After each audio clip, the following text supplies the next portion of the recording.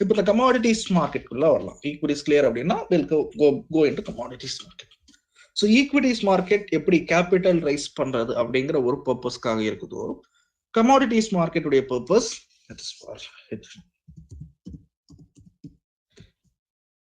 இதுதான். ஒரு கமாடிட்டிஸ் மார்க்கெட்டுடைய பர்பஸ். ஈக்விட்டி மார்க்கெட் எப்படி கேபிட்டல் ரைசிங்காக இருக்குதோ, commodity market is for hedging. ஈக்விட்டிஸ்ல எதை வச்சு டீல் பண்ணோம்? we were dealing with companies shares. ஒரு ஷேருடைய கம்பெனி ஒரு கம்பெனியோட ஷேர்ஸை வச்சு டீல் பண்ணிட்டு இருந்தோம். பட் கமாடிட்டிஸ்ல நம்ம எதை வச்சு டீல் பண்ணோம்னா we will be dealing with 4 different types of products. First one is energy related products. அதுல 2 வகை. The first one is crude oil. The second one is natural gas.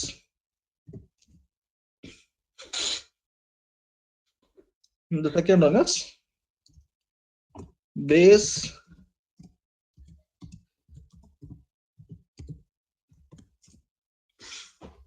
metals, aluminum, copper,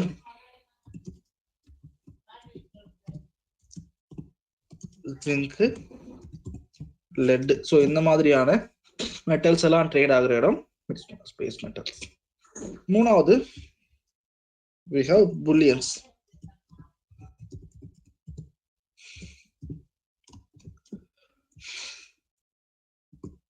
gold, silver, இந்த மாதிரியான products எல்லாம் trade ஆகுற இடம் is known as bullions. கடைசியா இருக்கிறது sir we have agro commodities.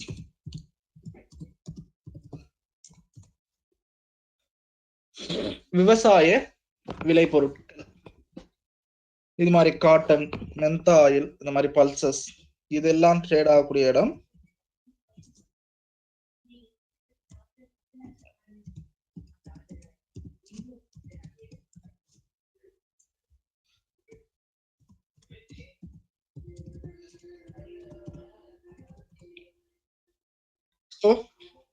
இந்த மாதிரியான ப்ராடக்ட்ஸ்.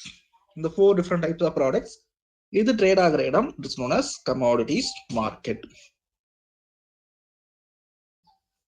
இதுல கமாடிட்டிஸ் பொறுத்த மட்டும் சார் செகண்டரி மார்க்கெட் சினாரியோ எப்படி ஈக்விட்டிஸ்க்கு என்ன இருக்கோ அதே தான் கமாடிட்டிஸ்க்கும் செகண்டரி மார்க்கெட். ஒரு எக்ஸ்சேஞ்ச் இருக்குது, யாருன்னு பாத்தீங்கன்னா MCX அப்படின்னு சொல்றோம்.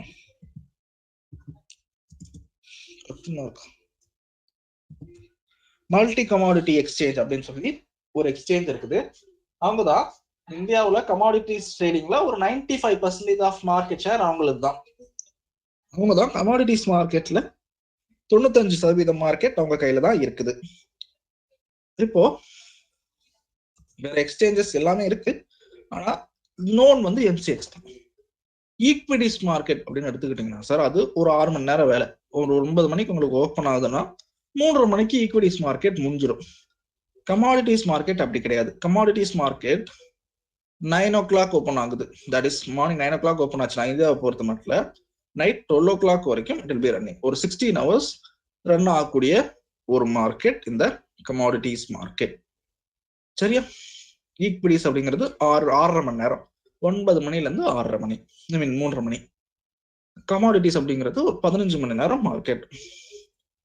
காலையில 9 மணினா நைட் 12 மணி வரைக்கும் the commodities will be running sir. Secondary market scenario எதுவும் மாறாது. எக்ஸ்சேஞ்ச் இருக்கும், புரோக்கர்ஸ் இருப்பாங்க. புரோக்கர்ஸ்ட இந்த மாதிரி ட்ரேடர்ஸ் எனக்கு பையார் செல் பண்ணுங்க அப்படின்னு ஆர்டர் கொடுத்தீங்கன்னா கமாடிட்டிஸை கான்ட்ராக்ட்ஸா வாங்கி கொடுப்பாங்க. ஸோ இதுதான் ஒரு கமாடிட்டிஸ் மார்க்கெட்டுடைய வேலை. முக்கியமான பர்பஸ் ஹெட்ஜிங்னு சொன்னேன் சார், அது அப்புறம் டிஸ்கஸ் பண்ணுவோம். தட் இஸ் அடுத்ததா அதை டிஸ்கஸ் பண்ணுவோம். இப்போ இதுல ஏதாச்சும் டவுட்ஸ் இருக்கா?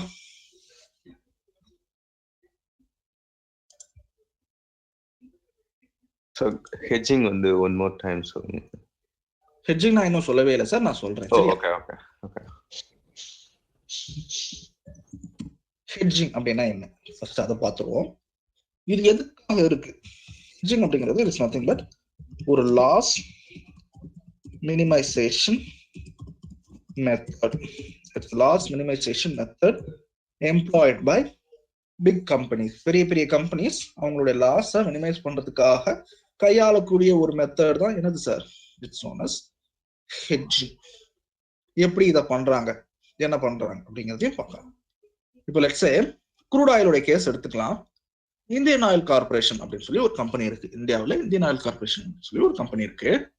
அவங்களுடைய மெயின் பிசினஸ் சார் என்னது தெரியுமா?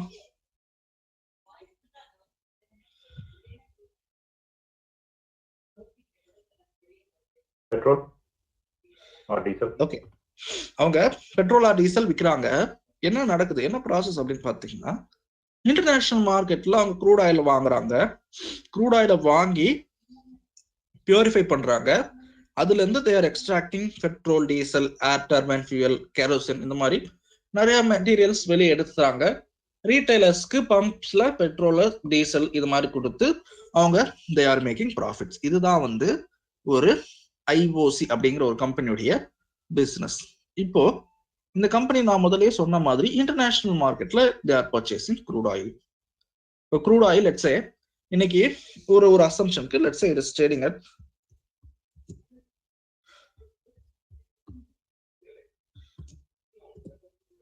$40 வச்சுக்கலாம் சார். இன்னைக்கு இந்த சென்ஸ் 23rd of December அது $40 ட்ரேட் ஆகுது. நான் இன்னைக்கு க்ரூட் ஆயில் வாங்கினா, ஐஓசி இன்னைக்கு க்ரூட் ஆயில் வாங்குறாங்கன்னா நாளைக்கு அது மார்க்கெட்டுக்கு வந்துருமா சார்?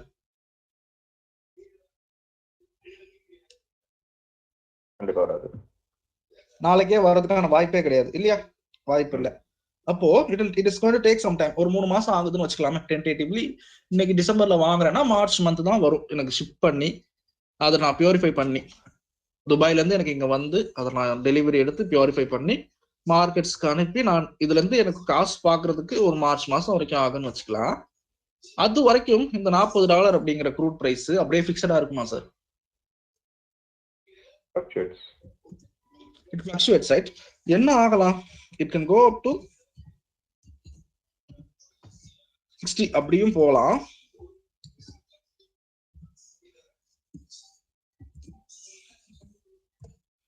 அல்லது என்ன ஆகலாம், 20 அப்படியும் மாறலாம். இதனால என்ன ஆகலாம் சார்? அந்த கம்பெனியோடைய ப்ராஃபிட் மார்ஜின்ஸ் இம்பாக்ட் ஆகிறதுக்கான வாய்ப்பு இருக்கு. ஸோ இதை அவாய்ட் பண்றதுக்காக கம்பெனிஸ் ஒரு மெத்தடை கையாளுறாங்க. தட் இஸ் ஒரு ஸ்ட்ராட்டஜியை அவங்க எம்ப்ளாய் பண்றாங்க. அதுக்கு தான் என்ன பேரு sir? It is known as hedging. எப்படி பண்றாங்க அப்படிங்கிறத பார்க்கலாம். இப்போ அதுக்கு முன்னாடி ஒரு சின்ன கிளாரிபிகேஷன் கொடுத்துறேன். நம்ம பொருளை, ஏதோ ஒரு பொருளை கம்மியான விலைக்கு வாங்கி அதிகமான விலைக்கு வித்து ப்ராஃபிட் பண்ணியிருப்போம். இதுதான் வந்து ஒரு வர்த்தகரா அல்லது ரியல் வேர்ல்ட் சினாரியோல நம்ம பார்க்கக்கூடிய ஒரு விஷயம். ஒரு பொருளை வாங்குறோம், கம்மியான விலைக்கு வாங்குறோம், அதிகமான விலைக்கு விற்கிறோம். இதுதான் வந்து ப்ராஃபிட் நடக்கும் அப்படிங்கிற மாதிரி நம்ம ரியல் வேர்ல்ட்ல பாக்குறோம். இப்படி மட்டும்தான் பிசினஸ் நடக்குதா ரியல் வேர்ல்ட்ல அப்படின்னு கேட்டா கிடையாது sir. there are some other ways too. என்ன நடக்குது?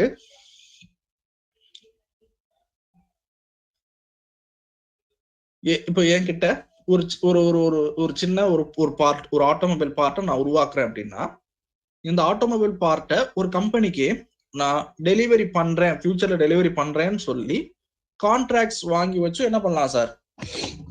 என்னால ப்ராஃபிட் பண்ண முடியும். தட் இஸ், உருவாக்காமலே ஒரு பொருளை நான் உருவாக்கி தரேன் அப்படின்னு கான்ட்ராக்ட் கொடுத்து நான் என்ன பண்ணலாம் சார்? ஒரு அட்வான்ஸ் மாதிரி வாங்கி அதன் மூலியமா என்னால லாபம் சம்பாதிக்க முடியும். இப்ப நான் என்ன சொல்ல வரேன் அப்படின்னா, ஒரு பொருளை கம்மியான விலைக்கு வாங்கி அதிகமான விலைக்கு வித்து லாபம் பார்க்குற மாதிரியே, அதிகமான விலைக்கு வித்து கம்மியான விலைக்கு வாங்கியும் நம்மளால லாபம் பார்க்க முடியும். அது கான்ட்ராக்ட்ஸ்ல தான் நடக்கும். இப்ப இந்த ஐடியாவை வச்சுக்கோங்க. ஹெட்ஜிங் எப்படி ஒர்க் ஆகுது அப்படிங்கிறத சொல்றேன். இப்ப இந்த ஐடியா புரிஞ்சுதா? ஏதாவது டவுட்ஸ் இருக்கா சார்?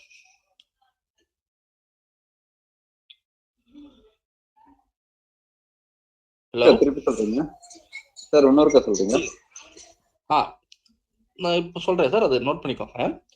எப்படி நமக்கு தெரிஞ்சது கம்மியான விலைக்கு ஒரு பொருளை வாங்குறோம், அதிகமான விலைக்கு வித்தா லாபம் அப்படிங்கிற ஒரு ஐடியா நமக்கு தெரியும். 10 ரூபாய்க்கு ஒரு பொருளை வாங்குறேன், 20 ரூபாய்க்கு விற்கிறேன், 10 ரூபாய் லாபம் அப்படிங்கிறது நமக்கு தெரியும். இது மட்டும்தான் மார்க்கெட்ல வியாபாரம் பண்ண முடியுமா, இது மட்டும்தான் மார்க்கெட்ல சம்பாதிக்கிறதுக்கான ஒரு வழியா அப்படின்னு கேட்டீங்கன்னா கிடையாது சார். வேற ஒரு வழியிலையும் மார்க்கெட்ல இருந்து நம்மளால சம்பாதிக்க முடியும். எப்படின்னு பாத்தீங்கன்னா, அதிகமான விலைக்கு வித்து, லெட்ஸே ஏதோ ஒரு கம்பெனியோட ஸ்டாக் இருக்கு, அது வந்து இப்ப அதிகமான விலையில இருக்கு அப்படின்னு உங்களுக்கு தெரியுதுன்னா, அதை வித்து கம்மியான விலை வரும் பொழுது அதை என்ன பண்ணிக்கலாம் சார், பை பண்ணலாம். அப்படியும் நம்மளால ப்ராஃபிட் பண்ண முடியும். சரியா? 2 விதம் இருக்கு. இதை எப்படி பண்ணுவாங்க, அதிகமான விலைக்கு வித்து கம்மியான விலைக்கு வாங்குறது அப்படிங்கிறது எப்படி பண்ணுவாங்கன்னா, கான்ட்ராக்ட்ஸ் மூலியமா இது நடக்கும். டைரக்டா நடக்காது, பொருளா நடக்காது. கான்ட்ராக்ட்ஸ் கொடுக்கறது மூலியமா சார் அதிகமான விலைக்கு வித்து கம்மியான விலைக்கு அந்த பொருளை திருப்பி வாங்கி நம்மளால ப்ராஃபிட் பண்ண முடியும் சார். புரிஞ்சுதா இது?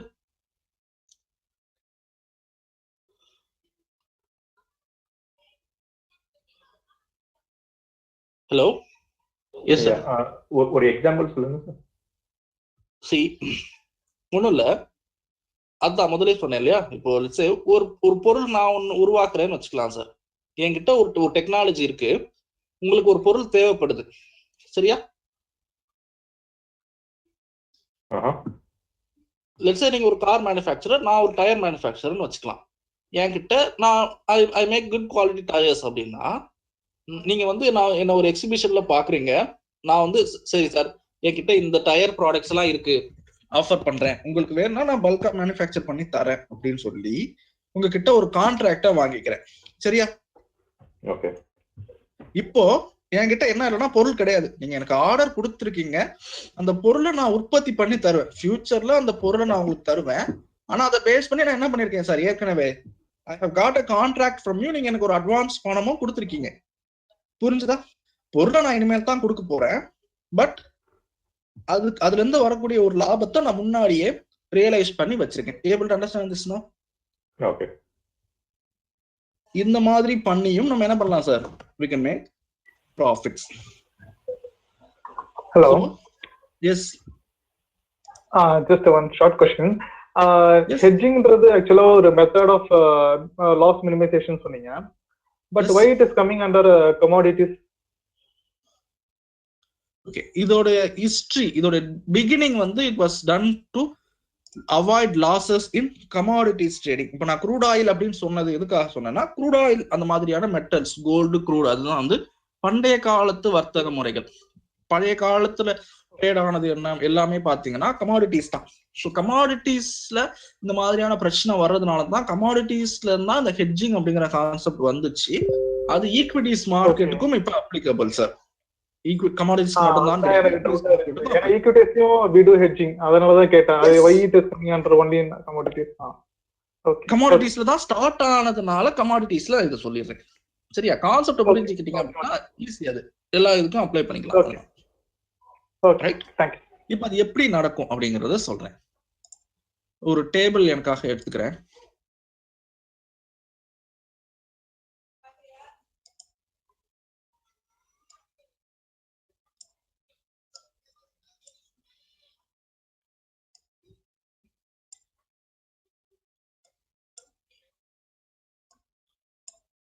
லெட்ஸ் சே இந்த ஐஓசி சினாரியோவுக்கு வருவோம்.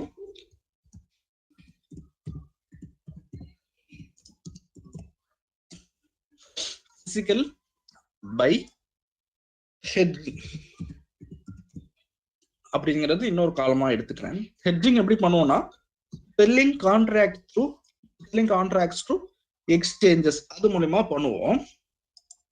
அடுத்த காலம் I'll have it as CMP, current market price. அடுத்த காலம் I'll have it as profit or loss. And the last column will be net result. First column crude oil வாங்க போறேன், பிசிக்கலா வாங்குறேன். ஐஓசி ஆன நான் பிசிக்கலா crude oil வாங்குறேன், $40 கொடுத்து வாங்குறேன். இப்போ கரண்ட் மார்க்கெட் சார் $40 கொடுத்து வாங்கியிருக்கேன், கரண்ட் மார்க்கெட் 35ல இருக்கு. இப்போ இதுல ப்ராஃபிட்டா லாஸா sir? Unmuted.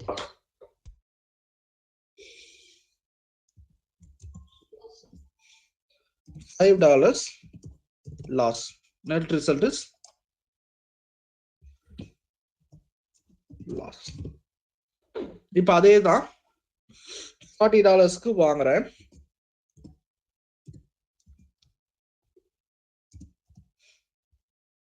Current market price. இப்போ இதுல என்ன சார் நடக்குது?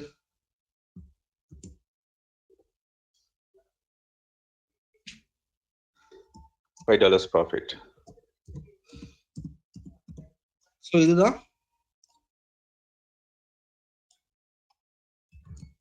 Net result. இப்போ இது வரைக்கும் கிளியரா? இதுல ஏதாவது டவுட்ஸ் இருக்கா சார்? ஹெட்ஜிங் இது வரைக்கும் எதுவும் பண்ணல, அப்படியே டைரக்டா ட்ரேடருடைய பெர்ஸ்பெக்டிவ்ல இது பண்ணிருக்கேன். இப்போ ஹெட்ஜ் பண்றதுக்காக நான் என்ன பண்றேன், எந்த பிரைஸ்ல நான் பிசிக்கலா ஒரு பொருளை டெலிவரி எடுக்கிறேனோ அதே பிரைஸ்ல ஐ எம் செல்லிங் கான்ட்ராக்ட் எக்ஸ்சேஞ்ச்ல. இப்போ நான் பிசிக்கலா துபாயில இருந்து வாங்கிட்டு வரேன், துபாயில இருந்து அந்த பொருளை கொண்டு வரேன் அப்படின்னா எக்ஸ்சேஞ்ச்ல என்ன பண்ணிடுறேன், M6 மாதிரியான ஒரு எக்ஸ்சேஞ்ச்ல போயிட்டு அதே பிரைஸ்ல நான் கொடுக்குறேன் அப்படின்னு சொல்லி I am giving a contract. $40 வாங்குறேன், இது $40 செல்லும் பண்ணிடுறேன். இப்போ கரண்ட் மார்க்கெட் பிரைஸ் சார் 35 ஆகுதுன்னு வச்சுக்கலாம். இதுல 2 இண்டிவிஜுவல் டிரான்சாக்ஷன்ஸ் இருக்கு. முதல்ல இந்த பை 40ல வாங்கின பை 35 ஆகுது. இப்போ இதுல ப்ராஃபிட்டா லாஸா சார்?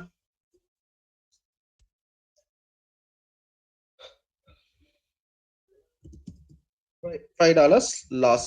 இது மட்டும் தான் பண்ணிருக்கேனா அப்படின்னா இல்ல, இன்னொரு டிரான்சாக்ஷன் பண்ணிருக்கேன். என்ன பண்ணிருக்கேன், $40 கான்ட்ராக்ட செல் பண்ணிருக்கேன், அது இப்போ 35 ஆகுது சார். இப்போ என்ன ஆகும் இதுல? சோ இதுல என்ன வருது, I'll have இப்போ நெட் ரிசல்ட் என்ன சார் வரும்? 0. அப்படியும் சொல்லலாம், எப்படி சொல்லலாமா? இந்த வார்த்தை யூஸ் பண்ணலாமா? Yeah. Yes. Correct, sir. Okay, அதே உல்டா சினாரியோ. அதே $40 பிசிக்கல் பை, அதே $40 செல். இப்போ current market sir let's say it is at 45 னு வச்சுக்கலாமே. இப்போ $40 வாங்கியிருக்கேன், அது 45 போயிடுச்சு. இப்போ இதுல என்ன சார் நடக்குது?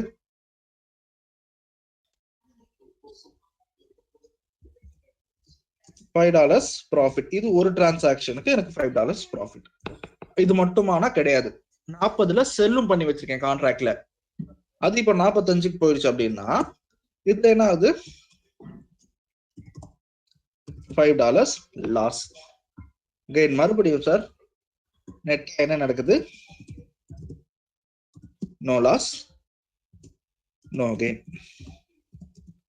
இப்போ இந்த நோ லாஸ் நோ கெயின் அப்படிங்கிற ஒரு சிச்சுவேஷன் வரதுக்காக கம்பெனிஸ் செயல்படுற ஒரு விதம் தான் என்னது sir, it is known as hedging. இப்போ இந்த ஹெட்ஜிங் சினாரியோல ஏதாவது டவுட்ஸ் இருக்கா? ஸோ இது வந்து to make it 0 loss 0 gain அதுக்கு யூஸ் பண்ற technique. Okay. Yes sir. Hello sir. Yes sir. Sir இப்போ ஹெட்ஜிங்ல விற்கிறாங்கன்னு சொன்னீங்க சார். Yes sir. அது யார்கிட்ட சார் விற்கிறாங்க கான்ட்ராக்ட்? இப்போ நம்ம M6ல போய் கான்ட்ராக்ட்ஸ் வாங்குறோம்ல. ஓகே. நம்ம ரீட்டைலர்ஸ் தானே வாங்குறோம் சார். M6 நான் முதல்லயே சொன்னேன், எக்ஸ்சேஞ்ச் நம்ம கிட்ட எதையும் விற்கிறதோ வாங்குறதோ கிடையாது அப்படின்னு சொன்னேன். IOC வந்து இந்த கான்ட்ராக்ட வித்தாங்கன்னா நம்மள மாதிரி ஒரு ரீட்டைலர் போய் என்ன பண்றாங்க சார், வாங்குறாங்க. ஓ ஓகேங்க சார். அந்த லாஸ் வந்து இப்ப நம்மளுக்கு வந்துருங்களா சார்? ஆமா, இப்ப ஐஓசிக்கு வரவே லாஸ்ன்னு சொல்ல முடியாது. ஐஓசிக்கு லாஸ் ஆகாது. ஐஓசிக்கு என்ன சிச்சுவேஷன் ஆனாலும் லாஸ் ஆகாது. ஐஓசிக்கு லாஸ் ஆகுற பணத்தை நம்ம கிட்ட இருந்து வாங்கி கொடுப்பாங்க, அவ்வளவுதான். Okay okay okay sir.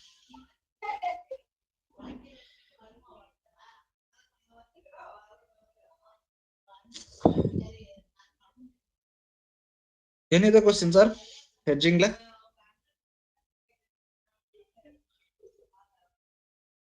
Okay. So in the purpose தான் என்ன இருக்கு sir? We have the commodities market. Hedging logic கமாடிட்டிஸ்ல இருந்து தான் உருவாச்சு அப்படிங்கிறதுனால தான் கமாடிட்டிஸோட சேர்த்து சொன்னேன். இதை நீங்க ஈக்விட்டிஸ்லயும் பண்ணலாம். You can do it in currency as well sir. சரியா? இப்போ வேற எதுவும் டவுட்ஸ் இல்லை அப்படின்னா sir I will move on to the next topic which is about sir Ruban sir ஒரு டவுட் சார். எஸ். இப்போ நம்ம ஹெட்ஜிங் பண்றோம் இல்லையா, இப்போ இதுல நமக்கு தெரிஞ்சுதான் பண்றோம் நோ ப்ராஃபிட் நோ லாஸ் அப்படின்னு சொல்லிட்டு. எஸ். அப்போ நம்ம ஏன் அது பண்ணணும்? ஒருவேளை நமக்கு ஒருவேளை என்ன ஆக போகுதுன்னு தெரியலன்றதுக்காக நம்ம ப்ரிகாஷன் மட்டும் தான் இது பண்றதுக்கு யூஸ் ஆகுதா? இல்லைன்னா ஏன்னா எப்படியும் இதுல நோ ப்ராஃபிட் நோ லாஸ் தான். ஓகே. அப்புறம் ஏன் நம்ம பண்றோம் இதை? ஏன்னா இப்ப நம்ம ரியல் மார்க்கெட்ல ஓகே, நம்ம ஏதாவது ஒன்று வாங்க. ஓகே, ஒரே நிமிஷம். நம்ம பண்றோம் நான் சொல்லவே இல்லை. சரியா? நம்மளோட வேலை இந்த டாப் 2 காலம்ஸ் தான். ஓகே. $40 நான் வாங்குவேன், அல்ல அதை 45க்கு விற்பேன், இல்ல 35க்கு விற்பேன், அவ்வளவுதான். இதுதான் ஒரு ட்ரேடரோட பெர்ஸ்பெக்டிவ். சரியா? Correct sir. ஆனா நான் இப்ப பேசுறது ஐஓசி உடைய சினாரியோ பேசுறேன் சார். ஐஓசி ட்ரேடர் கிடையாது. ஐஓசி $40 வாங்கி $45 விற்கிறதுக்கு ஐஓசி இஸ் நாட் ட்ரேடர்.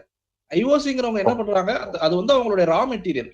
அதை வாங்குறாங்க, அதை பியூரிஃபை பண்ணி மார்க்கெட்டுக்கு கொடுத்துட்றாங்க. ஓகே. சரியா? ஒருவேளை அவங்களுக்கு லாஸ் ஆகுது அப்படின்னா எதுல லாஸ் ஆகும்?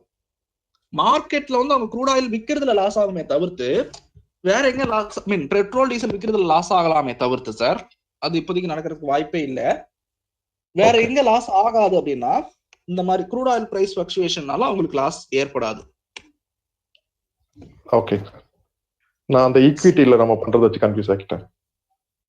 ஈக்விட்டில நீங்க பண்ணணும்னா பண்ணலாம் சார். ஒரு உதாரணத்துக்கு சொல்றேன், என்ன ஸ்டாக் எடுக்கலாம்?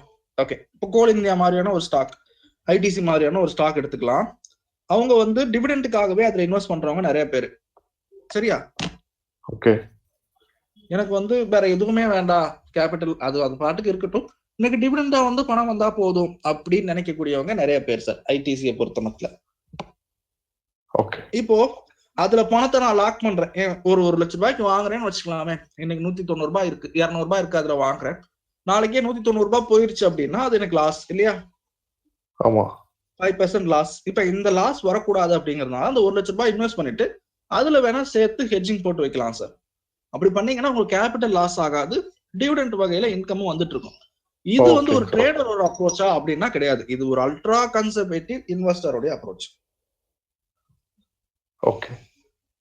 Okay. Sure, sir. Thank you. Thank you. அடுத்தது we'll go to currencies market.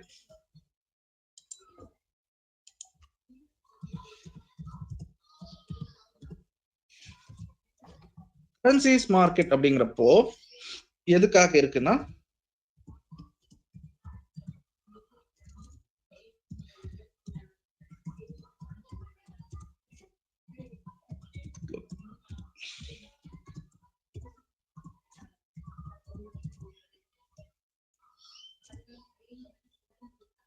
International trades facilitate பண்றதுக்காக தான் இந்த கரன்சிஸ் மார்க்கெட் இருக்கு.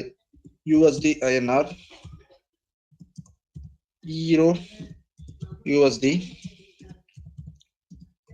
யூஎஸ்டி ஜிபிஒய், இந்த மாதிரியான கரன்சிஸை ட்ரேட் பண்றதுக்காக இருக்கிற இடம் தான் என்னது sir? It is known as currencies market. இப்போ ஈக்விட்டியா இருக்கட்டும், கமாடிட்டியா இருக்கட்டும் சார், செகண்டரி மார்க்கெட் ஒண்ணுதான்.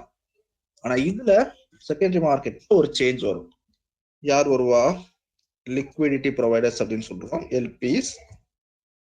இமேஜின் அவங்க they are equivalent to exchanges. அடுத்தது யார் இருக்கானா? புரோக்கர்ஸ்.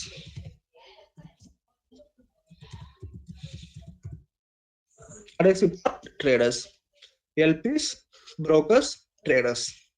இப்ப இதுல யாராச்சும் மிஸ் ஆகுறாங்களா சார்? மிஸ் ஆகுற மாதிரி தெரியுதா?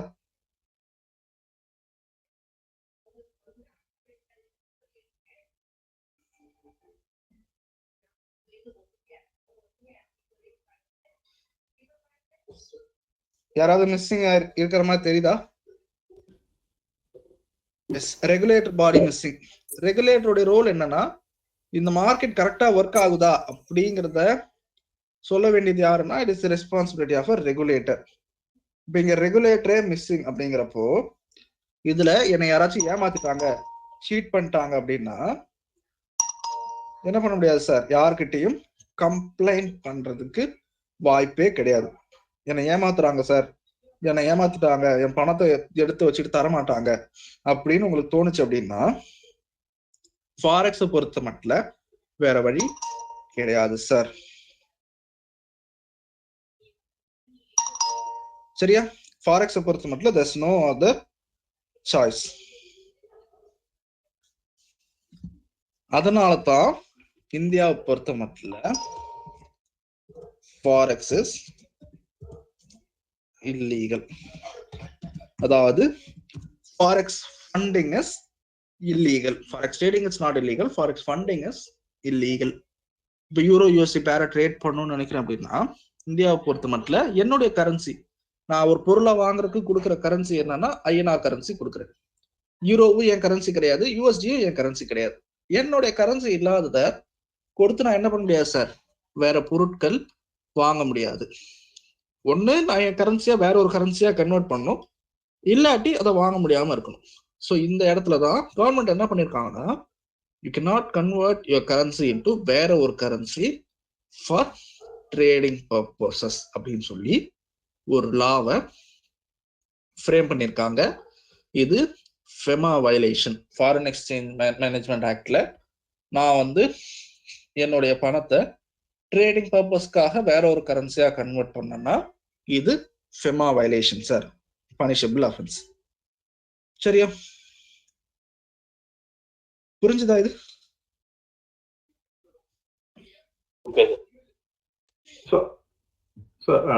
அப்படின்னா இப்ப லைக்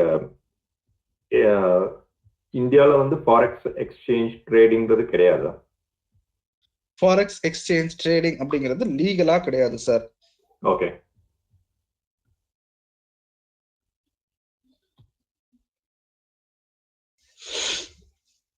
இது நெகட்டிவ் பார்ட்ஸ். ஃபாரெக்ஸ் பொறுத்த மட்டும் நிறைய பாசிட்டிவ் பாயிண்ட்ஸும் உண்டு. என்னென்ன? It is the most liquid market.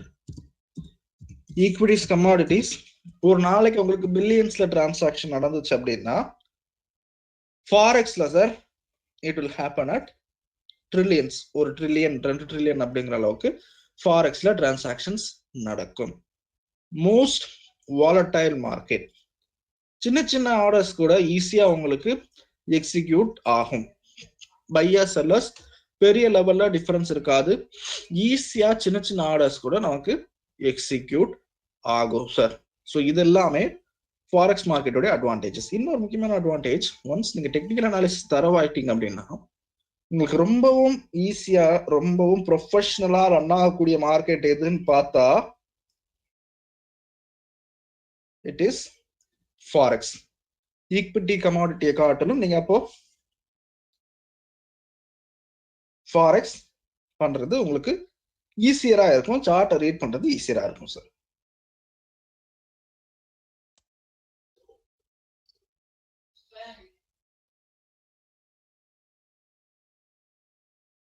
இப்போ லெட்ஸ் சே நீங்க வேற ஒரு கண்ட்ரில இருக்கீங்க, நீங்க யுனைடெட் ஸ்டேட்ஸ்ல இருக்கீங்கன்னா யுனைடெட் ஸ்டேட்ஸ்ல ரெகுலேட்டடா இருந்துச்சுன்னா நீங்க அங்க இருந்து பண்ணலாம் சார்.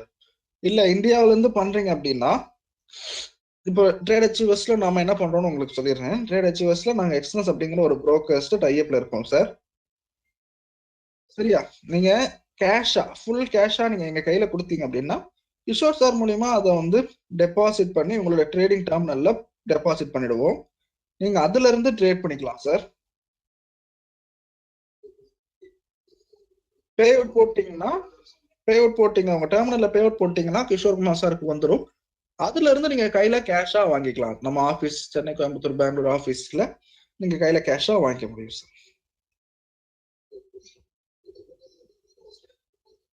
லீகலா உங்களுடைய பேங்க் அக்கௌண்ட்ல நீங்க காட்ட முடியாது சார். பேங்க் அக்கௌண்ட்ல காட்டுறீங்க அப்படின்னா அதான் முதலே சொன்னேன். இப்போ லெட்ஸ் சே சிங்கப்பூர்ல உங்களுடைய ரிலேட்டிவ் யாராவது இருக்காங்க அப்படின்னா அவங்க பேர்ல நீங்க சிங்கப்பூர்ல உங்க பணத்தை வச்சு அவங்க பேர்ல அக்கௌண்ட் ஓபன் பண்ணி இங்க வந்து நீங்க ட்ரேட் பண்ணிக்கலாம்.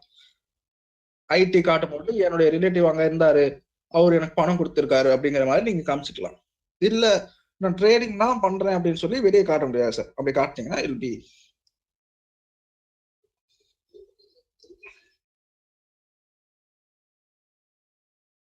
எஸ் எஸ் சார்.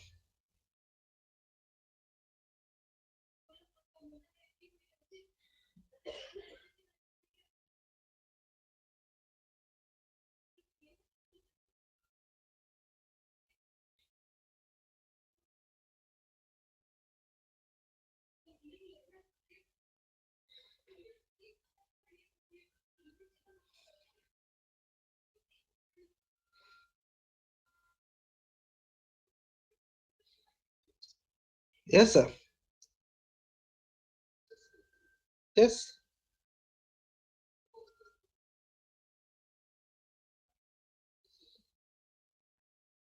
Yes sir. அது கொஞ்சம் லேட் ஆகும் சார். ஆமா சார். அது ஒரு எப்படி ஒரு 3 to 4 months ஆச்சும் ஆயிடும்.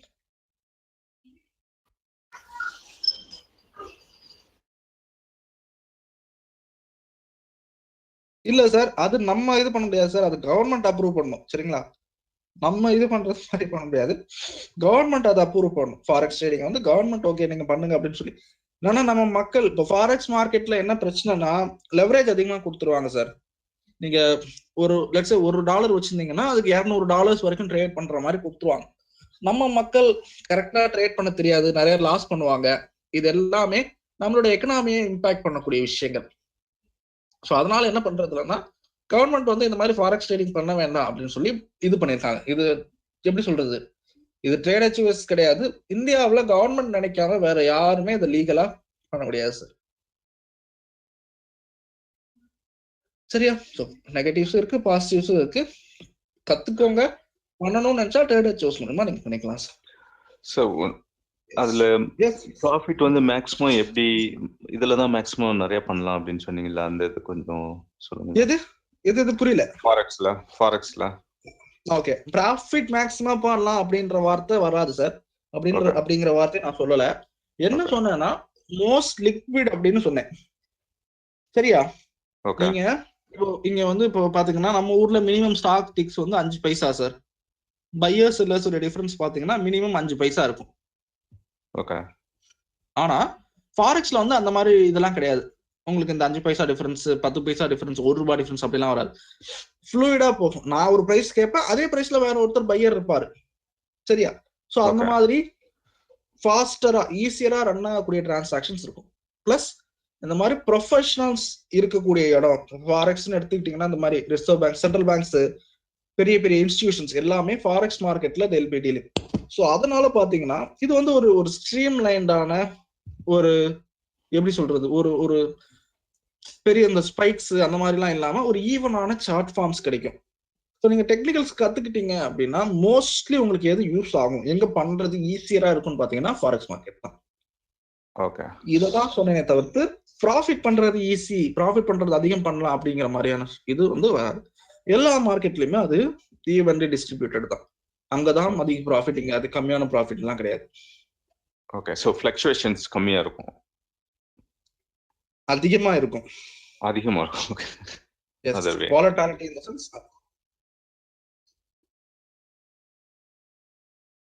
அதுல எல்லாத்துலயுமே நீங்க டெக்னிக்கல்ஸ் கத்துக்கிட்டீங்கன்னா இதுதான் கிடையாது sir.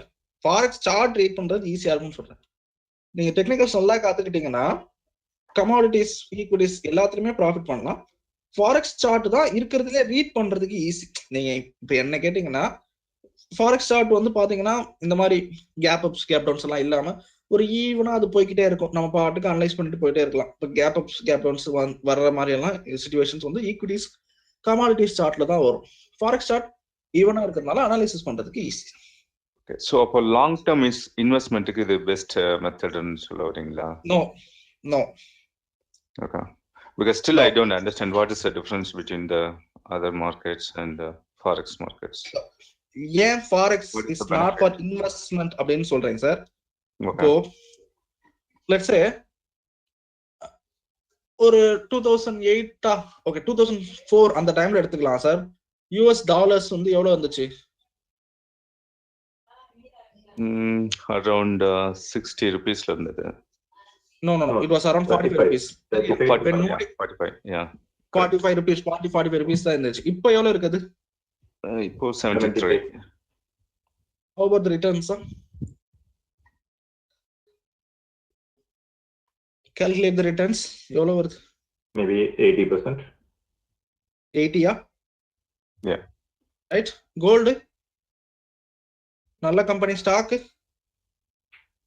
It's all like 400-500% minimum. அப்போ இதுல எது பெட்டர்?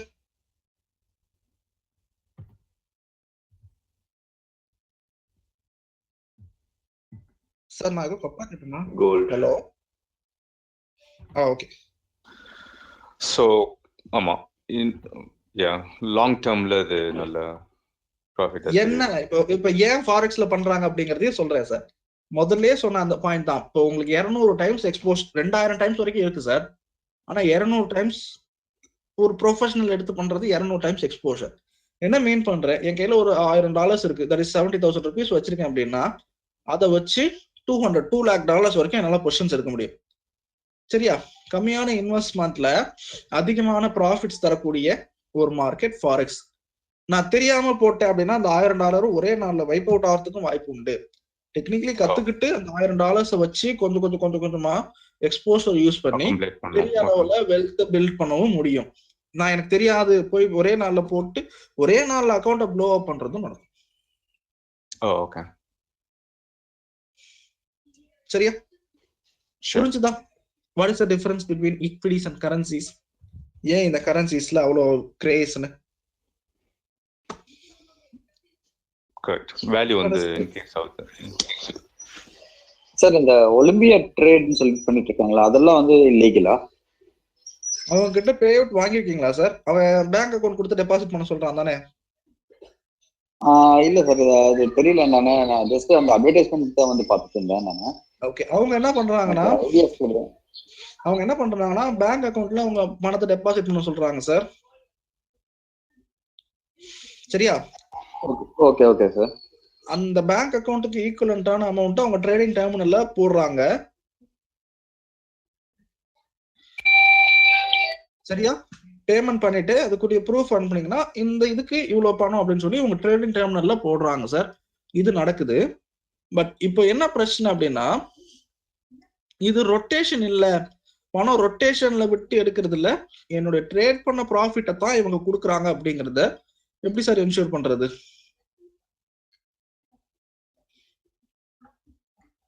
என் क्वेश्चन புரியுதா? புரிஞ்சுது சார். சரியா? இப்போ $1000 போட்டேன், எனக்கு $2000 வருது அப்படின்னா ஓகே, $2000 பே அவுட் கொடுக்குறான்னா ஓகே நல்லவன் அப்படின்னு எடுத்துக்கலாம். இல்ல சார் இப்போதைக்கு 1000 வச்சிருக்கீங்க, பே அவுட் போடுறீங்கன்னா இப்போதைக்கு 500 மட்டும் போடுங்க, மீதி 500 அப்புறம் கொடுக்குறேன் அப்படின்னா அது என்னுடைய காசு, நான் பே அவுட் போடுவேன். அப்படிங்கிறப்போ என்னால டிஸ்டன்ஸ் எடுக்க முடியும். அப்போ நீங்க நம்பலாம் இவன் நம்ம காசை திருப்பி தரான் அப்படிங்கிற மாதிரி. ரொட்டேஷன் இல்ல, நம்ம பண்ண ப்ராஃபிட்டை திருப்பி கொடுத்துட்றோம் அப்படிங்கிற மாதிரி இது பண்ணலாம். பட் ஃபாரெக்ஸ் புரோக்கர் சூஸ் பண்றது பெரிய விஷயம் சார். இப்போதைக்கு சேஃபா பண்ணோம்னா எக்ஸ்பிரஸ்ல பண்ணுங்க. சரியா? Okay sir. Okay, so the basic things, equities, commodities and forex, இதுல ஏதாச்சும் டவுட்ஸ் இருக்கா சார்?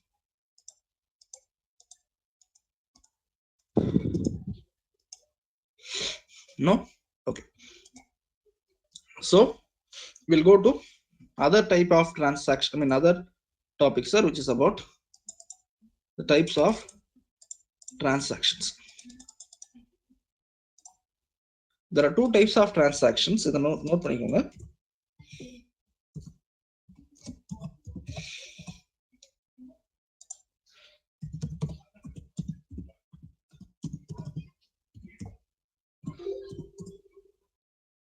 இதெல்லாம் என்ன?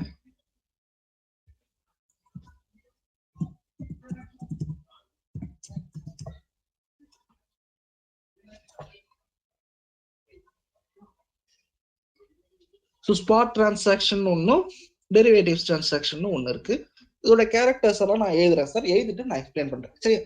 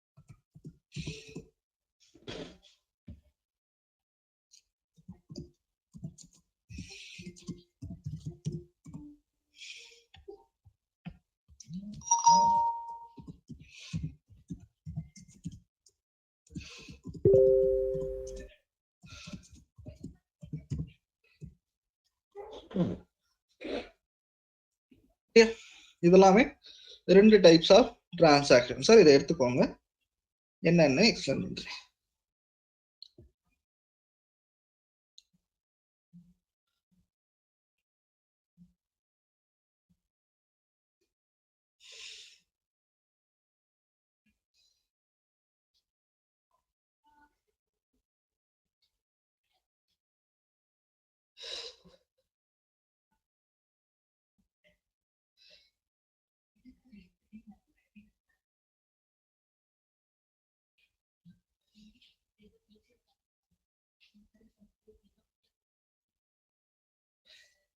எடுத்துக்கிட்டீங்களா? Discuss பண்ணலாங்களா? Yes, yeah, please go ahead. Okay. So 2 types of transaction. The first one is known as spot transaction, sir. அடுத்த type it is known as derivatives transaction. So spot transaction எப்படி பண்ணலாம்? இப்படி imagine பண்ணலாம் அப்படின்னா, உங்களுக்கு ஒரு pen தேவைப்படுது. Imagine உங்களுக்கு ஒரு பென் தேவைப்படுதுன்னா என்ன சார் பண்ணுவீங்க? What do you do? கடையில காசு கொடுக்கணும். கடைக்கு போவீங்க, காசு கொடுப்பீங்க, கொடுப்பான். இவ்வளவுதான் நமக்கு தெரியும் இல்லையா? ஆனா அதுக்குள்ள என்னென்ன இருக்கு? ஒரு பெண் வந்து அவன் 10 ரூபாய் அப்படின்னு சொல்றாங்கன்னா, என்கிட்ட 5 ரூபாய் தான் இருக்குன்னா அது கிடைக்குமா சார்? கிடைக்காது. கிடைக்காது இல்லையா? நான் முதல்ல என்ன பண்ணோம், அந்த பேனாவோட விலை என்னவோ அதை கொடுக்கணும், 10 ரூபாயை கொடுக்கணும். 10 ரூபாயை வாங்கி வச்சுட்டு நீங்க போயிட்டு வாங்க தம்பி, நாளைக்கு உங்களுக்கு பேனா தரேன்னு சொல்லுவாங்களா? என்ன பண்ணுவாங்க சார்? உடனே they'll give me the pen. மூணாவது, it has no expiry. இவ்வளவு நாள் யூஸ் பண்ணிட்டு எனக்கு திருப்பி கொடுத்துருங்க அப்படிங்கிற மாதிரி கடைக்காரர் கேட்க மாட்டார். நாலாவது sir, it is an asset. அந்த பேனாவை நான் 10 ரூபாய் விலை கொடுத்து வாங்கிட்டேன், அது எனக்கு சொந்தம். அதை நான் உடைக்கலாம், கிஃப்ட் பண்ணலாம், நானே யூஸ் பண்ணலாம், தொலைக்கலாம், எது வேணாலும் பண்ணலாம். அது என்னுடைய அசெட். கடைசி sir, no limit on quantity. என்கிட்ட 10 ரூபாய் இருக்குன்னா ஒரு பேனா, 20 ரூபானா 2, 30 ரூபானா 3, இவ்வளவுதான் வாங்கணும் அவ்வளவுதான் வாங்கணும்னு என்ன பண்ண முடியாது சார் யாரும். என்ன கட்டாயப்படுத்த முடியாது. என்கிட்ட இருக்கிற காசுக்கு எவ்வளவோ அதை நான் வாங்க முடியும். இது ஸ்பாட் டிரான்சாக்ஷன். இதோட கேரக்டர் புரிஞ்சுதா?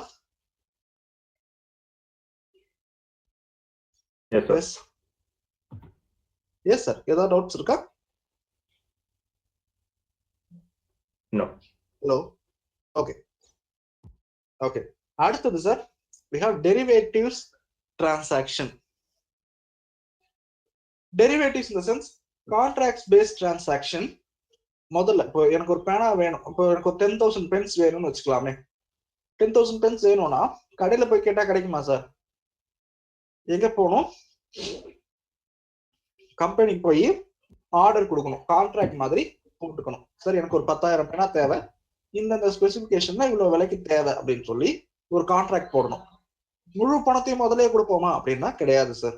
இந்தாங்க ஒரு டோக்கன் அட்வான்ஸ், எனக்கு பொருளை கொடுத்த பிறகு மீதி பணத்தை தரேன் அப்படின்னு சொல்லி நம்ம என்ன பண்ணிக்கலாம் சார், பணத்தை வாங்கிக்க முடியும், பணத்தை கொடுக்க முடியும்.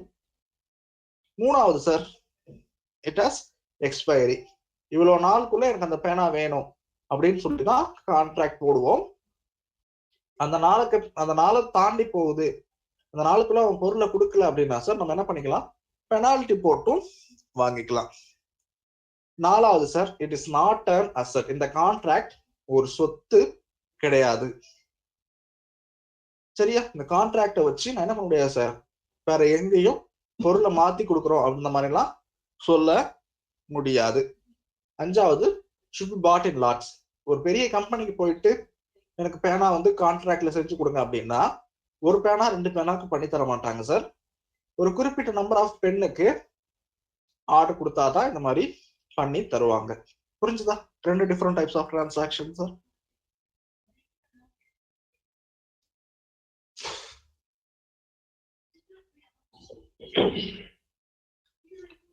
சார் எக்ஸ்பைரி பத்தி லைக் ஒன்ஸ் கான்ட்ராக்ட் வந்து எக்ஸ்பைர் ஆச்சுன்னா ஆட்டோமேட்டிக்கா ஸ்கொயர் ஆஃப் ஆயிடுங்களா இல்ல?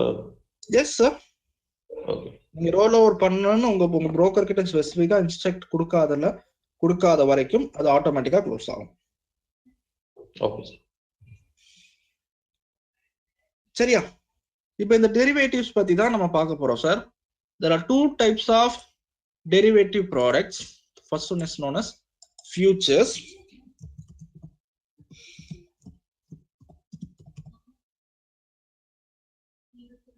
அடுத்த type sir, it is known as option.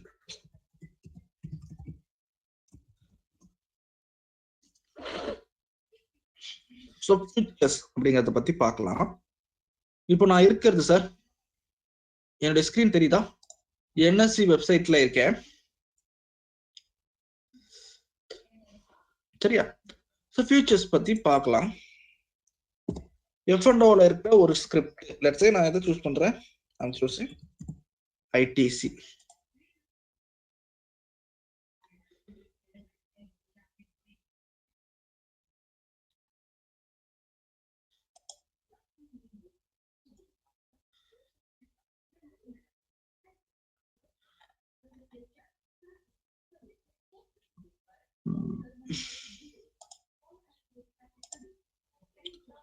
Stock futures அப்படின்னு சொல்லி ஒரு ஆப்ஷன் இருக்கு, அதை கிளிக் பண்ணி எக்ஸ்பேண்ட் பண்றேன். இங்க பாத்தீங்கன்னா சார், மார்க்கெட் லாட் அப்படின்னு சொல்லி ஒரு நம்பர் கொடுத்துருக்காங்க. என்ன நம்பர் இருக்கு? 3200. ஸோ 3200 அப்படிங்கிற ஒரு நம்பர் இருக்கு. என்ன மீனிங்? மினிமம் நான் டிரான்சாக்ஷன் பண்ண போறேன் அப்படின்னா இந்த ஃபியூச்சர்ஸ் டிரான்சாக்ஷன்ல 3200 ஷேர்ஸ் தான் டிரான்சாக்ஷன் பண்ணணும். ஒரு லாட் அப்படின்னா 3200 ஷேர்ஸ். 2 லாட்னா 6400, 3னா 9600 சார், 4னா 12800. ஸோ இந்த மாதிரி தான் பண்ணணுமே தவிர்த்து 1, 2 அப்படிங்கிற மாதிரி பண்ணிட்டு போக கூடாது. சரியா?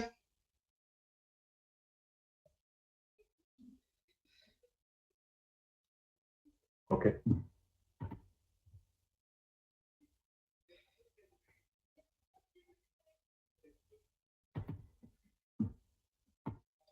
இப்போ இது எப்படி ஒர்க் ஆகும், ஃபியூச்சர்ஸ் எப்படி ஒர்க் ஆகும் அப்படிங்கறத பார்க்கலாம். இப்போ லெட்ஸ் சே ஐடிசி எனக்கு வந்து ஒரு வியூ இருக்கு, 207 ரூபாய் இப்ப போய்கிட்டு இருக்கு. எனக்கு தோணுது இல்ல 207 ரூபாய்ங்கிறது அதிக பிரைஸ், இதுக்கு மேல இதுக்கு கொடுக்க கூடாது அப்படின்னு தோணுது. இப்ப நான் என்ன பண்ணும் சார், ஐடிசிய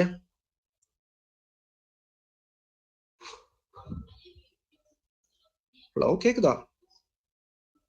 கேக்குது சார். ஓகே. இப்போ எனக்கு தெரியுது ஐடிசி உடைய கரண்ட் மார்க்கெட் பிரைஸா இருக்கக்கூடிய 207 இது வந்து அதிகம் அப்படின்னு எனக்கு தெரியுது சார். இதுக்கு இவ்வளவு ஒர்த் கொடுக்க கூடாது அப்படின்னா வாட் ஷுட் ஐ டு நவ? Short. I have to sell it, right? Short அப்படிங்கிறது கொஞ்சம் technical word. Shot in the sense என்கிட்ட இல்லாத ஒரு ஷேரை செல் பண்றது தான் that is known as short. சரியா? செல் பண்ணணும். கரெக்டா? இது அதிகமான விலை இறங்க போகுது அப்படின்னா ஷார்ட் செல்லிங் பண்ணணும் அப்படின்னு சொல்லுவோம். இப்போ ஐ எம் இன் செல்லிங். இப்போ உங்களுக்கு நீங்க என்ன நினைக்கிறீங்கன்னா, இல்ல ஐடிசி ஒரு நல்ல கம்பெனி, 207ங்கிறது கம்மி பிரைஸ், அதிக விலை போகலாம் அப்படின்னு நீங்க நினைக்கிறீங்க. அப்போ நீங்க என்ன பண்ணுவீங்க sir? You will buy it, ரைட்டா? இப்போ எனக்கும் உங்களுக்கும் ஒரு கான்ட்ராக்ட் உருவாயிருச்சு. நான் வந்து அதை 207 ரூபாய்க்கு ஷார்ட் செல் பண்ணிருக்கேன், நீங்க 207 ரூபாய்க்கு அதை வாங்கியிருக்கீங்க. எக்ஸ்பைரி எப்போ அப்படின்னு சொல்லி ஒரு டேட் இங்க கொடுத்துருக்கான் sir.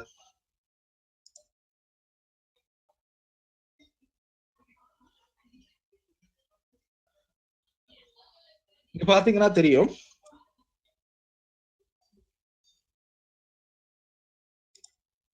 Current month expiry 31st December அன்னைக்கு இது எக்ஸ்பைரி சார், தெரியுதா?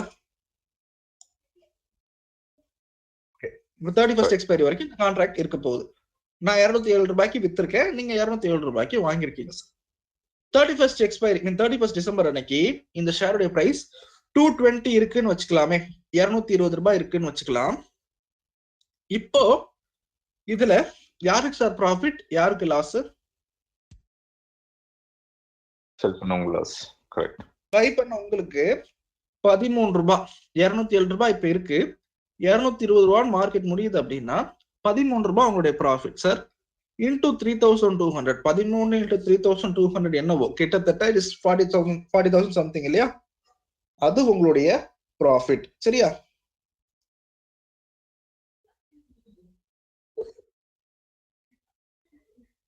இந்த 41,600 ருபீஸ் யார்கிட்ட இருந்து வரும் அப்படின்னு பாத்தீங்கன்னா, என் கிட்ட இருந்து எடுத்துதான் உங்க கையில கொடுப்பாங்க சார். நான் தானே செல் பண்ணேன் உங்களுக்கு, என் கிட்ட இருந்து பணத்தை எடுத்து they will be paying you.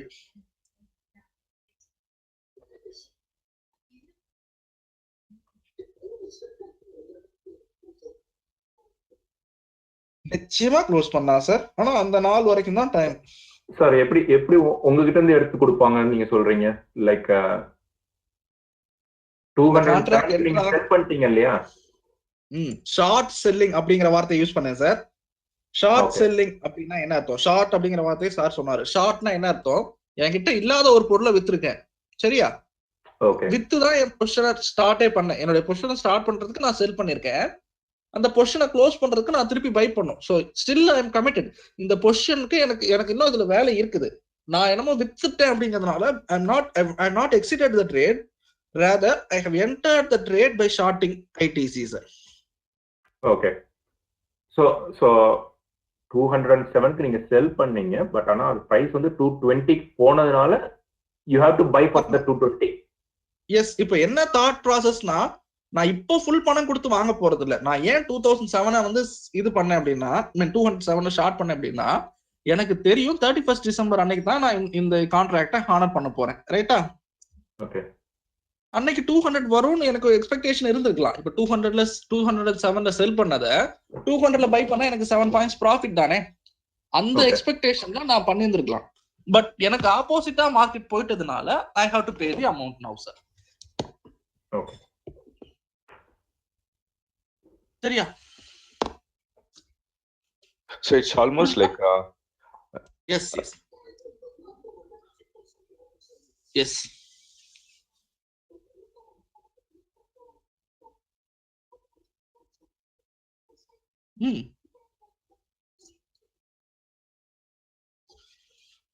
ஆமா சார்.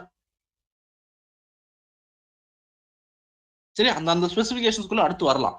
இதுல ஒரு சினாரியோ தான் சொல்லியிருக்கேன். இன்கேஸ் ஆப்போசிட் சினாரியோ சார் கேட்டார் இல்லையா, அது மாதிரி நீங்க 207ல வாங்குனீங்க, நான் 207ல வித்துட்டேன்.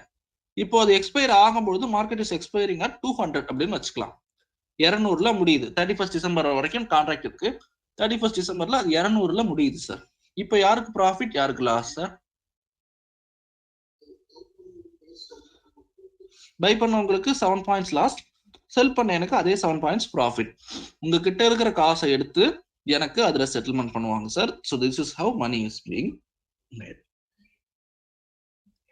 சரியா?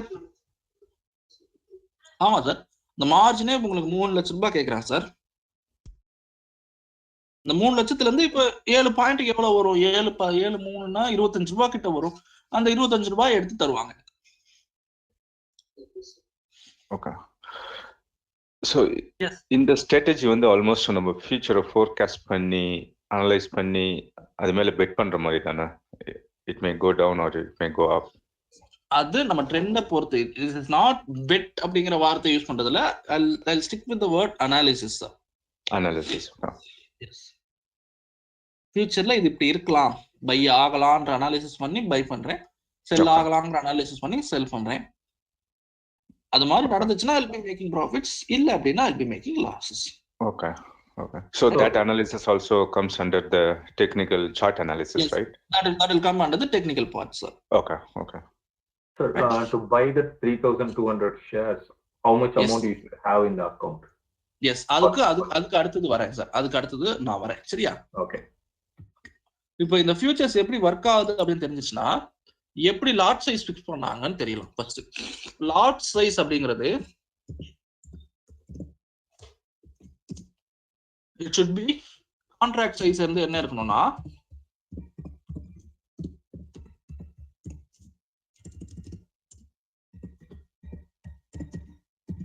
between 3 lakhs and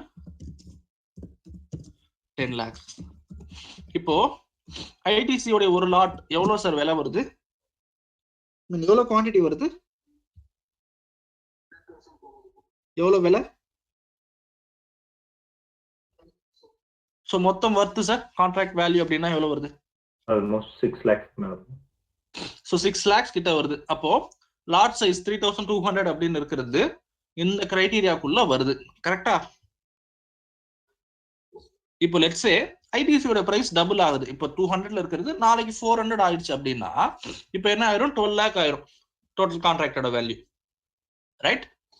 அப்போ என்ன பண்ணுவாங்கன்னா they will reduce the contracts lot size. 10 லட்சம் ரூபாய் 3 லட்சத்துல இருந்து 10 லட்சம் ரூபாய்க்குள்ள இருக்கிற மாதிரி அவங்க இந்த கான்ட்ராக்ட் சைஸை மினிமைஸ் பண்ணுவாங்க சார். இப்போ ஃபியூச்சர்ஸ் எடுக்கிறதுக்கு நம்ம கட்டுற பணத்தை நம்ம என்னன்னு சொல்றோம்? we are calling it as margin. பையரா இருந்தாலும் சரி சார், செல்லரா இருந்தாலும் சரி, they have to pay a margin. இந்த மார்ஜின் பணம் எவ்வளோ அப்படின்னு பாத்தீங்கன்னா இப்போ செபியோட லேட்டஸ்ட் ரெஸ்ட்ரிக்ஷன்ஸ் வந்ததுல இருந்து இட்ஸ் 40% ஆஃப் கான்ட்ராக்ட் வேல்யூ.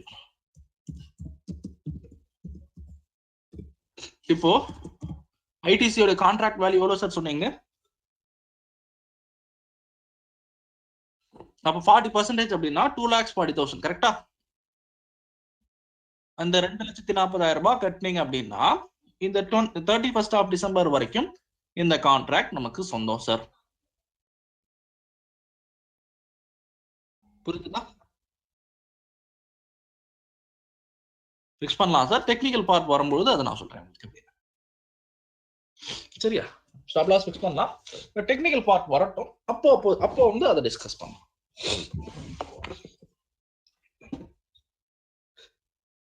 சரியா? இப்போ இந்த ஃபியூச்சர்ஸ் கிளியரா sir? Any doubts in features?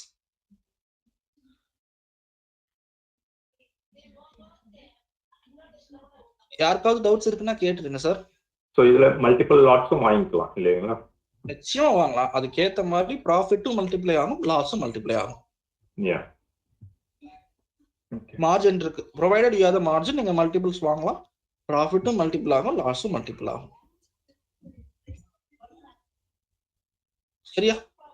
This is clear sir. I'll go into options. ஆப்ஷன்ஸ்ல ரெண்டு வகையான ஆப்ஷன்ஸ். முதல் type sir it is known as call option.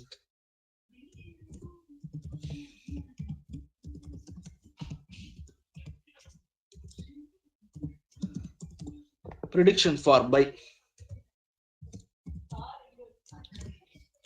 Put அப்படின்னா it's the prediction for sell.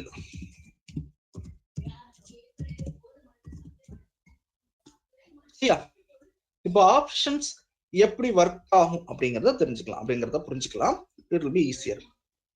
இப்போ ஃபியூச்சர்ஸ்ல sir ஏதோ ஒரு பிரைஸ்ல நான் வாங்குறேன் அல்லது விற்கிறேன் அப்படின்னு சொல்லி ஒரு கான்ட்ராக்ட் போடுறேன் அப்படின்னா பிரைஸை வந்து நம்ம முன்னாடியே ஃபிக்ஸ் பண்ணியாச்சு. இப்போ லெட்ஸே ரியல் வேர்ல்ட் சினாரியோல இதை சொல்றேன்.